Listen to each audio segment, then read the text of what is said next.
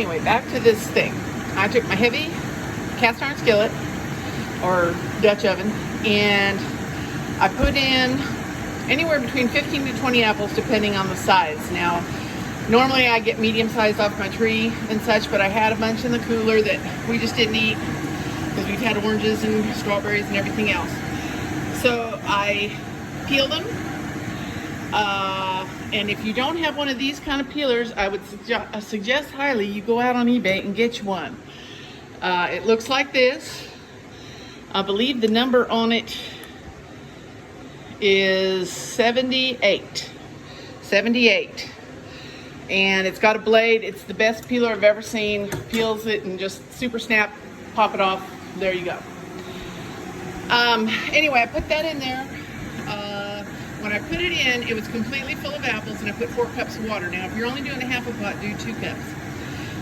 Cook it on medium for about 20 minutes. Check it. Now, I love chunky applesauce, and I don't like it pureed, but you can put an immersion blender in at this point and do it. Now, to this whole pot, I added 1 cup of sugar.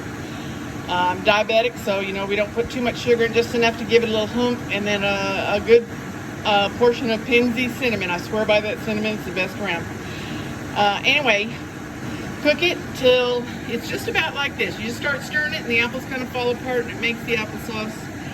And yeah, there's little bits of peel that I missed, but and then what I'm going to do is put it in some sadware. We also know it as gladware, but I don't have my Tupperware yet. So I'm going to put it in some sadware, and then you can either freeze it or you can keep it in the refrigerator for 2 to 3 weeks. Now, I love applesauce and cottage cheese. Ask anybody. That's my breakfast go-to with toast. But that's how you make homemade applesauce, and it's better than anything you'll find in a jar, although Musselman's in a pinch will do.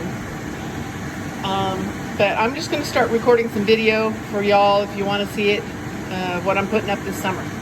Okay, happy eating. If you have any questions, give me a call.